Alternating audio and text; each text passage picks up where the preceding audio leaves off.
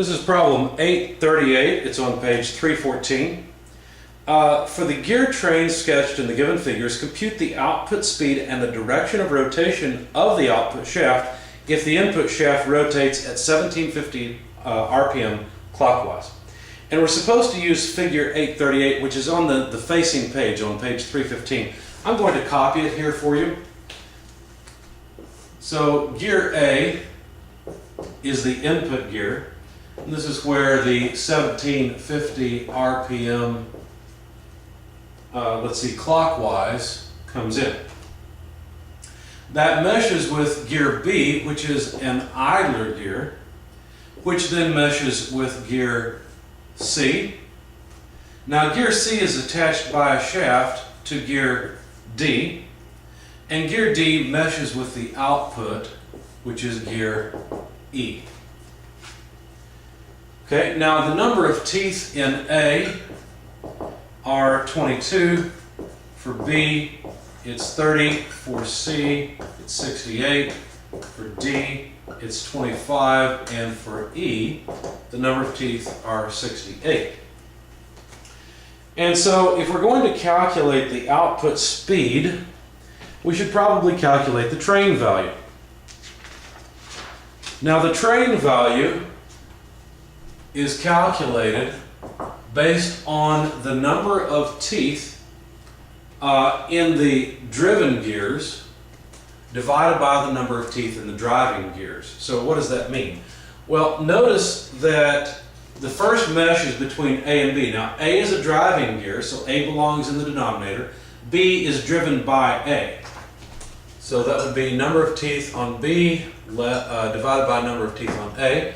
And then the mesh between B and C, notice that B drives C. So now B belongs in the denominator and C in the numerator. Okay?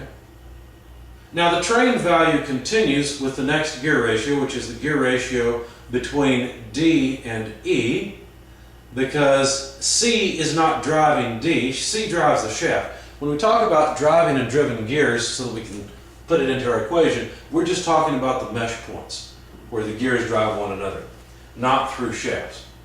Okay, so for this next part, D drives E, so E belongs in the numerator, D belongs in the denominator. Notice that the idler number of teeth cancel out. That's always the case. It does not matter. We could have not been given the specification and still solve the problem, because the idler gear ratio just cancels out. Its number of teeth do not matter. Now we need to consider whether this train value is positive or negative. In other words, does the output rotate the same direction as the input? Well, let's see. If A rotates clockwise, which I'll take to be this way, B rotates counterclockwise, CD rotate clockwise. So CD rotates the same direction as A. But E rotates the opposite direction of CD. Therefore, the output is opposite, so we're going to take the negative. In other words, the output E will rotate counterclockwise. That's really what this negative sign means, is that it's opposite of the input.